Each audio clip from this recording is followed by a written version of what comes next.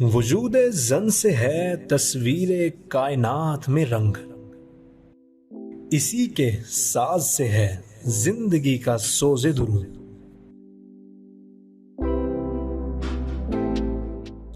शरफ में बढ़ के सुरैया से मुश्त खाक इसकी, कि हर शरफ है इसी दुर्ज का दुरे मकनू।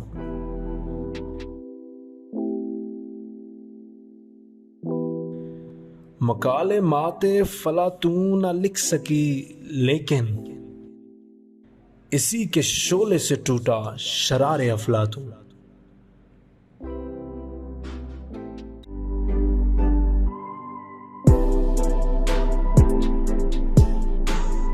वजूद जन।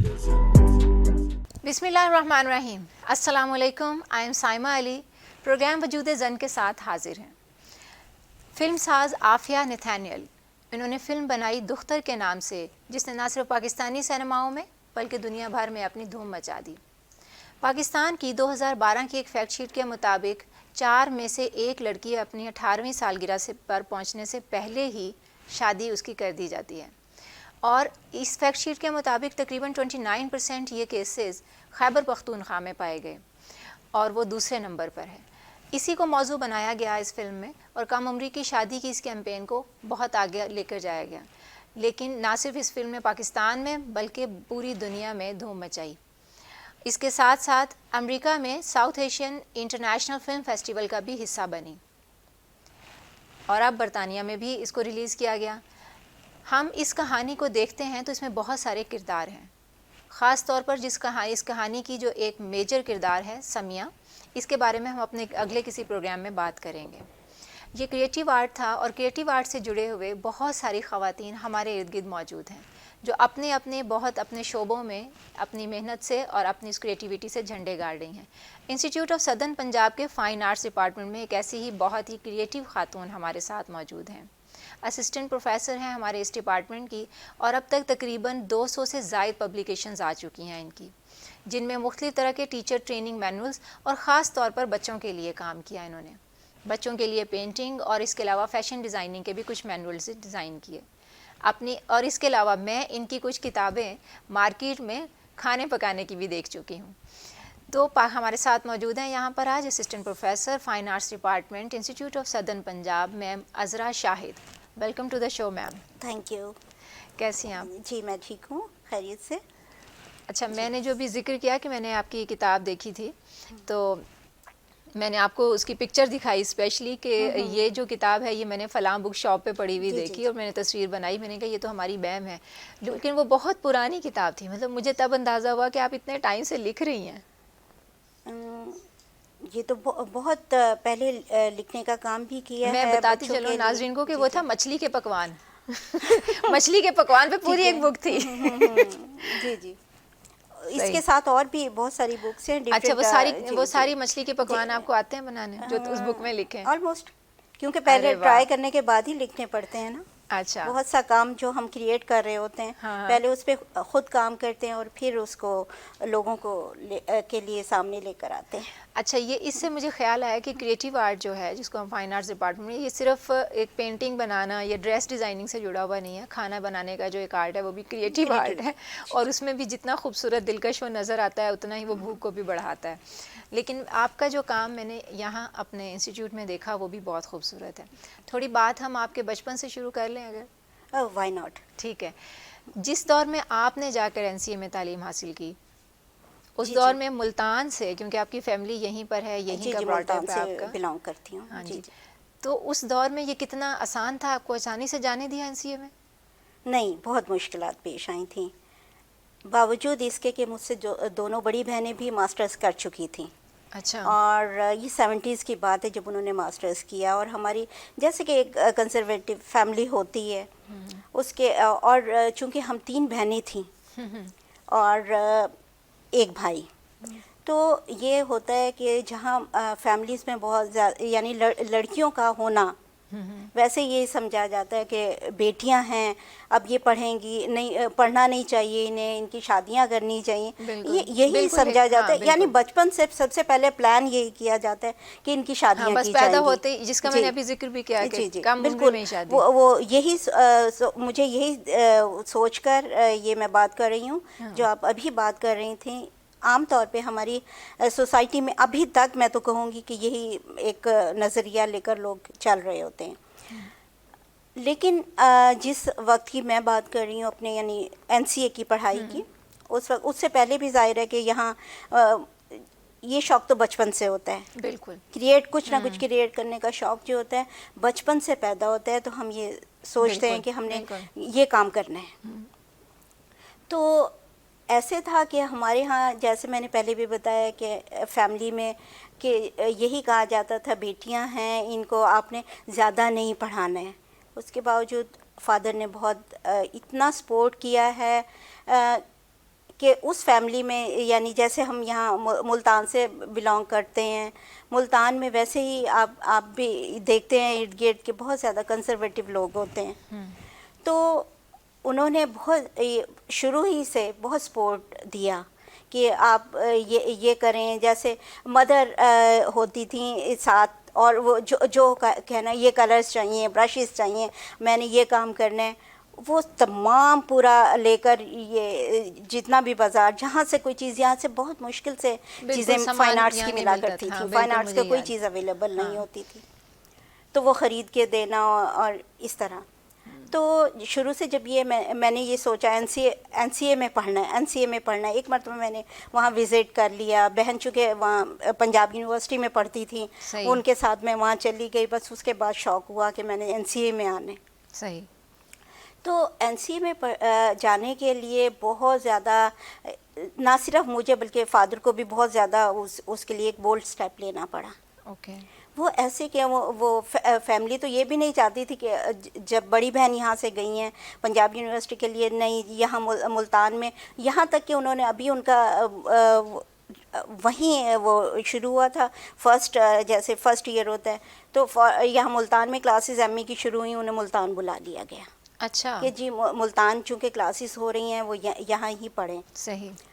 इसी तरह जब मेरे लिए अप्लाई किया तो मैं वहाँ एनसीए में, तो यही था कि वहाँ बहुत ही कंपटीशन भी बहुत होता था ना, एनसीए का कंपटीशन बहुत मुश्किल से एडमिशन हुआ, इसके लिए तैयारियाँ की गई। जब एडमिशन हो गया और वहाँ फिर और फैमिली में पता चला, नहीं जी एनसीए में तो नहीं जाएंगी, क्योंकि उन दिनों ज़रा वैसे भी एक ये समझा जाता था कि एनसीए का बहुत ही अभी तक ज़्यादा मॉड है। हाँ, बिल्कुल। बहुत ज़्यादा ग्लैमराइज है। बहुत बिल्कुल ऐसे है। तो बहुत मुश्किल था वहाँ पढ़ना, लेकिन उसके बाद पढ़ा और बहुत शौक़ से पढ़ा, और फैमिली ने बहुत सपोर्ट किया। मतलब एक दफ़ा एडमिशन तक मुश्किल थी, फिर बाद में उसके बाद आपकी कारकर्दगी देख के जी मुतमईन थे, और फिर आपको हमेशा उन्होंने सपोर्ट किया। हम बहुत सारी बातें करेंगे मैम अज़रा के साथ, क्योंकि मैं इससे पहले इनसे बहुत सारी बातें कर चुकी हूँ, और इतनी क्रिएटिव और बहुत खूबसूरत आर्टिस्ट हैं ये। लेकिन ब्रेक के बाद बाकी बातें जारी रखेंगे।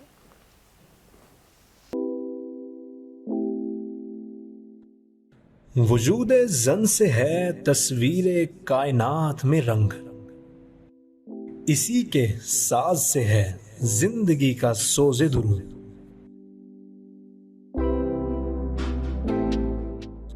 शरफ में बढ़ के सुरैया से मुश्त खाक इसकी, कि हर शरफ है इसी दुर्ज का दुरे मकनू।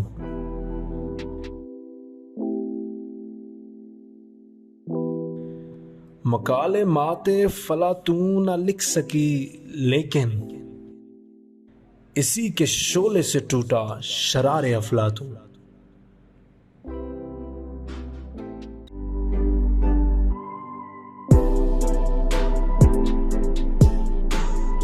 वजूद जन।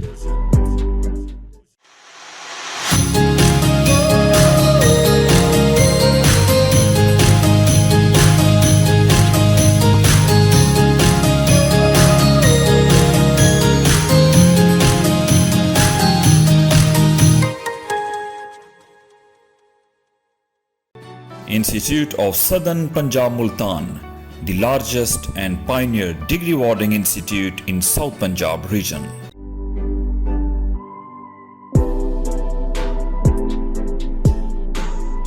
वजूद जन। वेलकम बैक जी आया नो। क्योंकि मुल्तान से कर रही हूँ ये प्रोग्राम, तो इसलिए दिल करता है कभी कभी कि मैं यहाँ पर क्या करूँ, सजन आवन अखी ठहरन। तो मेरे साथ तो आज बहुत ही खूबसूरत सजन बैठे हुए हैं। अच्छा, मैम अपने थोड़े बचपन के बारे में बताएं। शरारती थी आप? काफ़ी शरारती थी। ज़ाहिर है अगर शरारती होते हैं तो क्रिएटिव होना ही शरारत की निशानी होती है। बिल्कुल बिल्कुल। अच्छा, शरारतों में भी बहुत क्रिएटिविटी होती जी है। जी बिल्कुल। कोई ऐसी शरारत याद है आपको जो बहुत प्लान करके की हो? बहुत प्लान करके ये था कि मुझे दरख्त पे चढ़ने का बहुत शौक था। अच्छा। और दरख्तों पे चढ़ना, वहाँ से और कोई ना कोई चीज़ तोड़ के कोई चीज़ लेकर आना और उससे कुछ बनाने की कोशिश करना। सही सही। ये करने के लिए ज़ाहिर है एक रोज़ मैं बहुत ज़्यादा दरख्त पे ऊपर चढ़ गई, जहाँ से यानी मेरे लिए उतरना मुश्किल था। सही। साथ ज़ाहिर है फ्रेंड्स थी, तो उन्होंने बहुत कोशिश की कि मैं ना उतर आऊँ, नहीं उतरा जा रहा था। मैंने शोर करना शुरू किया और छलांग लगाई और फिर बहुत ज़्यादा चोट भी खाई और चोट के साथ ही फिर पिटाई भी कराई। ओके। सही है। अच्छा, इसके बगैर बच्चे बड़े नहीं हो सकते। नहीं नामुमकिन होता है। हाँ। लेकिन ये मुझे याद है अभी तक कि जिस तरह मैं गिरी थी और वो चोट भी मुझे याद है। सही। आपकी जो प्रोफेशनल करियर है, इसमें आपकी पहली एग्जीबिशन पे आते हैं। पहली एग्जीबिशन आपने कहाँ कराई? ये था लाहौर में थी मैं। लाहौर से ही ज़ाहिर है थीसिस के बाद लाहौर ही में मैंने अपना काम शुरू किया था। सोलो जी। तो उस वक्त पर्ल में हुई थी गालपन। और कितने आपके फन पारे वहाँ पर थे? वहाँ मैंने बातिक में ज़्यादा काम किया था। बातिक वर्क ज़्यादा था। और उसमें एक लिमिटेड हमें टाइम ये स्पेस दिया जाता है। तो उसके लिए जितना भी अरेंजमेंट्स है अबाउट यानी जो हमारे पैनल्स होते हैं उनको लगाने के लिए 10 to 25 के दरमियान होते हैं। ज़बरदस्त ज़बरदस्त। अच्छा, ये भी एक्साइटमेंट होती है कि अगर आपकी पहली एग्जीबिशन होती है और वहीं पर ही बहुत ज़्यादा कोई ऑर्डर्स मिले या जो बना हुआ है उसको की बहुत अच्छी वैसे मेरे साथ तो ये हुआ है ऑर्डर्स के साथ भी जो भी यानी कि जब मेरा थीसिस हुआ है, थीसिस डिस्प्ले था, तो मैं घर कोई चीज़ ला नहीं सकी थी। अच्छा। क्योंकि वहाँ सेल हो गई थी। अरे वाह। चीज़ें तो फिर कैसी एक्साइटमेंट होती है? एक्साइटमेंट भी बहुत होती है और क्योंकि हमारा फैब्रिक से मैं मेरी ये जो स्पेशलाइजेशन है वो टेक्सटाइल में है और टेक्सटाइल्स वैसे ही लोगों को बहुत अट्रैक्ट करती हैं ये चीज़ें। और मोस्टली मैंने काम किया था इस पे वीविंग पे। सही। वीविंग और यानी कि जो भी यानी कि रिलेटेड होता है थ्रेड और फैब्रिक, ये सारे तमाम चीज़ें मिलके जो बनती हैं। तो ये बहुत पैनल्स भी उसी वक्त सेल आउट हो गए थे। अच्छा। और बाकी चीज़ें भी जो भी मैंने वो बनाए, पैनल्स भी मैंने कुछ उसी के बनाए थे जो वीविंग होती। सही। तो ये बच्चों के काम की तरफ कैसे आना हुआ आपका? बच्चों के काम की तरफ ऐसा है कि मैंने ज़ाहिर है कि जब मैंने ये काम शुरू किया, अपना ये मार्केट में जाकर काम शुरू किया, तो पहले तो मैंने ये फैब्रिक यानी कि जो एडल्ट्स के लिए होता है, फीमेल्स के लिए काम शुरू किया था। लेकिन उसके बाद मैं कैसे बता सकती हूँ कि बहुत सी चीज़ें ऐसी होती हैं हमारे लाइफ का हिस्सा होती हैं, जैसे शादी हो जाना, शादी के बाद बच्चे होना, और अगर बच्चे ना हों और उसकी कोई कॉम्प्लिकेशंस भी पैदा हो जाएं, तो फिर उसके बाद हमें एक सवालिया निशान बन जाता है। सवाल होना शुरू होते हैं में हम जी, हम फैमिलीज़ के जब फैमिलीज़ में हमारा कोई गैदरिंग होती है, वहाँ यही पहली डिस्कशन होती है कि अब क्या है। हाँ। किस एज में आपकी शादी हुई थी? शादी मेरी अर्ली 20s में हो गई थी। जब आप मास्टर्स कर रही थी? अभी मैं पढ़ रही थी, अभी अच्छा, NCA में थी सही। मैं। तो उसी वक्त शादी हुई थी और बल्कि उसके बाद मैं आफ्टर माय मैरिज 3 years में हॉस्टल में ही रही हूँ। अच्छा, वाओ जी। मतलब बहुत सपोर्टिव रही आपके इन लॉज की फैमिली फिर? मेरे हस्बैंड बहुत सपोर्टिंग रहे मेरे लिए इसके बाद भी, शादी के बाद भी यानी कि पढ़ना है और इन्होंने हॉस्टल में रहना है। बहुत वो प्रेशर था कि घर आए, जिस तरह और लोग रह रहे हैं ये भी आकर घर का हिस्सा बने, जैसे डिमांड होती है लोगों की। उसके बाद यही सेम डिमांड शुरू हो गई कि बच्चा होना चाहिए और ये तमाम चीज़ें। लेकिन इन्होंने मुझे फैमिली तमाम इन इश्यूज से दूर रखा और कभी भी ये एहसास नहीं होने दिया कि ये क्यों है ऐसा। तो जब फर्स्ट टाइम मिसकैरेज हुआ और कॉम्प्लिकेशंस पैदा हुई, मैंने बहुत सी ट्रीटमेंट्स वगैरह शुरू की, जैसे फैमिली बिल्कुल एक नेचुरली वो देखते हुए मदरहुड की तरफ जाना ख्वाब होता है। बिल्कुल। तो उसके बाद जब मुझे कुछ कॉम्प्लिकेशंस ऐसी हुई और मुझे ये एहसास हुआ कि अब ये मुमकिन नहीं है, तो फिर मैंने ज़्यादा एक ख्वाहिश होती थी बच्चों के लिए काम करने की। सही बच्चों को में जाकर काम करने की, बल्कि ये नहीं कहूँगी कि बच्चों के लिए, बच्चों में रहने की, बच्चों के साथ काम करने की। तो मैंने ये सोचा कि मैं इनके लिए कुछ क्लासेस करना, कुछ उनके लिए बुक्स वगैरह करना। मैंने फिर जाकर ये फील्ड में काम शुरू कर दिया, यानी मैं स्कूल्स में जाने लगी, उनके साथ जाकर काम किया।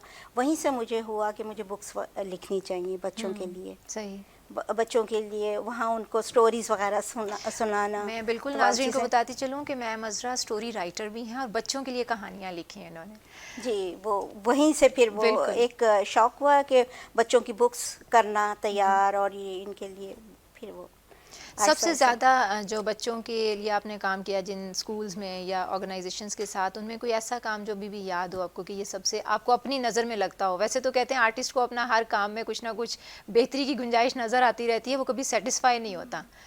तो वो कोई ऐसा काम जिससे आपको लगे कि हाँ इस काम से मैं बहुत सेटिस्फाई हुई हूँ? वैसे तो ये बात ठीक है कि अपने तमाम काम को ही, ये काम तो हमारे बच्चों की तरह होता है ना, कि हम ये नहीं कह सकते कि वो बच्चा प्यारा है और ऐसे। और इसी तरह काम का, या जो हम लिखते हैं या जो हम करते हैं, अपना कैनवस पे लेकर आते हैं, वो तमाम चीज़ें हमारी अपनी ही होती हैं और हमें बहुत पसंद होती हैं। लेकिन मैंने जब काम शुरू किया है, लाहौर से ही किया था, मार्केट से काम शुरू, और स्कूल्स का मैंने इंटीरियर करना शुरू किया था। मेरी एक फ्रेंड अपना स्कूल बना रही थी, उनका इंटीरियर करना शुरू किया। वहाँ मैंने फिर यहाँ तक कि वो फिर वहीं मैंने बच्चों के साथ क्लासेस करना शुरू कर दी। और ये फिर मैं आहिस्ता काफ़ी प्राइवेट स्कूल्स का इंटीरियर किया मैंने। यहाँ तक कि मुल्तान भी जब मैं आई हूँ तो ये यहाँ एक स्कूल ज़किया पब्लिक स्कूल के नई बिल्डिंग बनी थी, तो उन्होंने मुझे मैं यहाँ आई थी टीचर ट्रेनिंग वर्कशॉप के लिए, लेकिन फिर उन्होंने कहा कि हमारे इस स्कूल को पूरे प्रिपेयर करें आप इसको। और उनके ख़ास तौर पर मॉन्टेसरी एनवायरनमेंट में डेवलप करने का मुझे बहुत शौक़ था। वो मैं बहुत, एक तरह से सभी कहते हैं कि उसमें मैं काफ़ी परफेक्टली मैं करती थी वो। सही। तो वो मैंने करना शुरू किया यहाँ। ज़बरदस्त। और लाहौर मैंने फिरोज़पुर रोड पे मैं गई, वो अली इंस्टीट्यूट है, वहाँ मैं गई तो वहाँ हामिद गज़लबाश होते थे। उन्होंने कहा कि मैं गई थी कि मैं कुछ सीखना चाहती हूँ, तो उन्होंने कहा कि आप सीखने के बजाय सिखाना शुरू करें, यहाँ वर्कशॉप्स होती हैं, आप वो वर्कशॉप्स लें। फिर वहाँ बहुत से जैसे ये ऑस्ट्रेलियन आया करते थे, जितना भी उन लोगों के साथ काम किया, खुद अपना भी उसमें मेरी परफेक्शन बनती गई। बहुत ज़बरदस्त। और मैम अज़रा जो हैं वो मेंटली बहुत स्ट्रॉन्ग खातून है, यह हमें उनसे गुफ्तगू करके भी अंदाज़ा हुआ। मैम जो ख़वातीन जब काम करने के लिए निकलती हैं और बच्चियाँ जब पढ़ने के लिए निकलती हैं, एक पूरी चैलेंजिंग लाइफ होती है, उतनी स्मूथ लाइफ नहीं है अभी तक हमारे पास साउथ एशियन में। जितने यहाँ पर ख़वातीन हमें कम मिलेंगी, घर से कोई ना कोई मदर ने या फादर ने, किसी न किसी ने सपोर्ट किया होगा, लेकिन उसके बिना, उस एक बंदे की सपोर्ट के बिना वो नहीं कुछ कर पाती। ये जितनी चैलेंजिंग लाइफ है, जितने लाइफ के और प्रैक्टिकल लाइफ के, पर्सनल लाइफ के चैलेंजेस हैं, ये हर ज़िंदगी में फ़ेस करने पड़ते हैं इंसान को। मैं चाहूँगी कि आप हमारी जो बच्चियाँ प्रोग्राम देख रही हैं उनके लिए कुछ एडवाइस करें कि इन चैलेंजेस को फेस कैसे करना है और इनको कॉप अप कैसे करना है। वैसे तो जब हम प्रोफेशनल लाइफ में जाते हैं तो चाहे वो लड़का हो या लड़की हो, उसके लिए ज़रूरी कॉम्पिटेंसी ज़रूरी होती है, अपने काम में बहुत परफेक्ट होना ज़रूरी होता है। सही। दोनों के लिए। लेकिन मेरा जहाँ तक ख्याल है कि लड़कियों के लिए ख़ास तौर पे इतने वो कॉम्बैट नहीं कर सकती, जो हमारे चैलेंजेस हैं वो इतनी देर उन्हें कॉम्बैट नहीं कर सकती जितनी देर कि वो अपने अंदर एक अपनी सेल्फ रिस्पेक्ट को वो रखते हुए और वो उन्हें तमाम चैलेंजेस को कबूल करें। और उसमें जो बहुत इम्पॉर्टेंट चीज़ है वो ये है कि जो ये होती अपना एम्प्लॉयमेंट है उसको देखते हुए तमाम चीज़ों को वो अपने आप को एम्पावरमेंट उनकी जो है वो रिक्वायर्ड है। बहुत शुक्रिया। इतनी देर वो ये इस चीज़ को नहीं करेंगी, वो कभी भी चैलेंजेस कबूल नहीं कर सकते। और बस मैं ये कहूँगी कि अपने आप को मजबूत करें, स्ट्रॉन्ग करें, और अपने आप को मजबूत करेंगी तो वो लोगों का भी सहारा भी बनेगी और अपने आप को भी अपने सेल्फ रिस्पेक्ट के साथ लेकर चलेंगी। बहुत शुक्रिया मैम, बहुत खूबसूरत मैम ने बात की है और इसको हमेशा आप लोगों ने ज़हन में रखना है, ख़ास तौर पर लड़कियों के लिए, कि हम अपनी ज़िंदगी में हर तरह के चैलेंज को फेस करने के लिए जब ख़ुद को तैयार कर रहे होते हैं, और इनफैक्ट वो चैलेंज हमें तैयार कर रहे होते हैं ज़िंदगी के एक मज़ीद आगे बढ़ने की सीढ़ी के लिए, इस दौरान कहीं भी अपनी सेल्फ रिस्पेक्ट को दाव पर नहीं लगाना। अपना बहुत ज़्यादा ख्याल रखिएगा। आज के वजूद ज़न से साइमा अली को इजाज़त दीजिए। इंशाअल्लाह ताला फिर बहुत ही बहादुर और ख़ूबसूरत ख़वातीन के साथ अगले किसी प्रोग्राम में हाजिर होंगे। अल्लाह हाफिज़। पाकिस्तान जिंदाबाद। ISP पाइंदाबाद।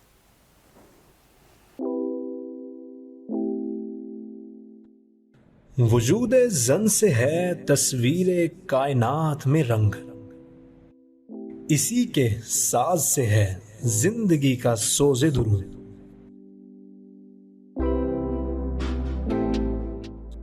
शरफ में बढ़ के सुरैया से मुश्त खाक इसकी, कि हर शरफ है इसी दुर्ज का दुरे मकनू।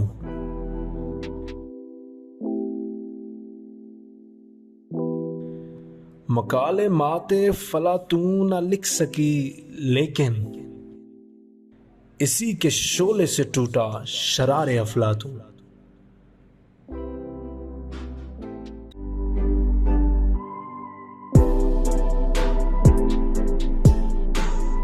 वजूद ज़न।